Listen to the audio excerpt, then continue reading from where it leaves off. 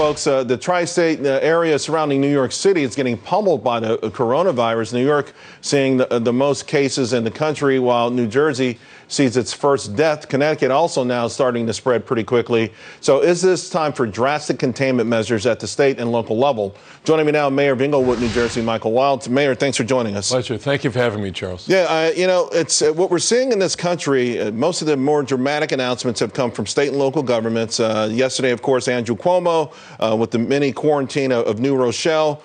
Englewood's only a few miles away from New Rochelle.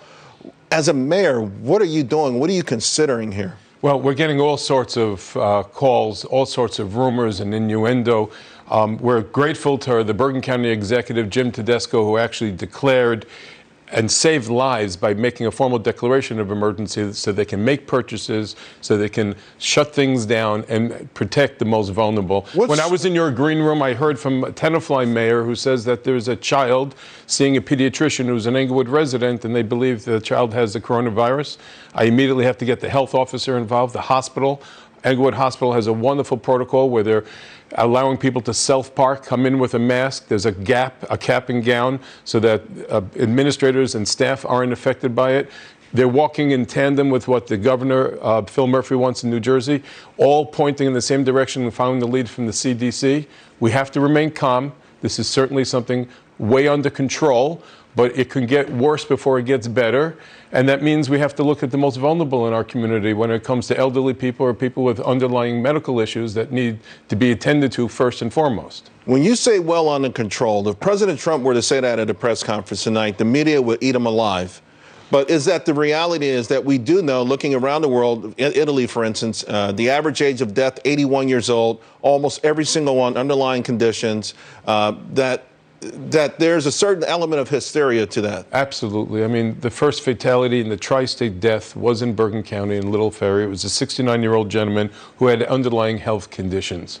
When I say we're under control, that means that we as local mayors and officials have to make sure as the first line of defense that we have a good staging, we have good resources, that we're tracking where these individuals have been, and that we warn people appropriately while still maintaining privacy and so forth. Listen, Charles, our nation has faced all sorts of challenges. This is a little bit more out of the box, but the way we respond is what our children are watching.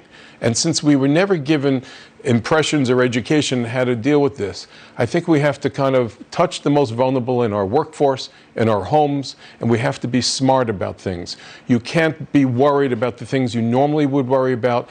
And yes, you have to protect yourself, but you also have to look out for your neighbor. I'm so proud of all the elected officials in the region. I'm saddened by the loss, but I'm also seeing now the first line of people that were, we had 2 positive diagnoses. Right. Those people are doing fine, and the families are doing fine. They're at home. But the family members and people who are exposed to them are doing fine. We have new people being onboarded, and we have to deal with that new normal. Nowhere near shutting down your town. No, and the schools are open. They're now going virtual. In other words, they're having training. Okay. We have nothing in the schools. No teacher has been affected. We're very graced. Mayor, thank you very much. Thank you, sir. Appreciate it.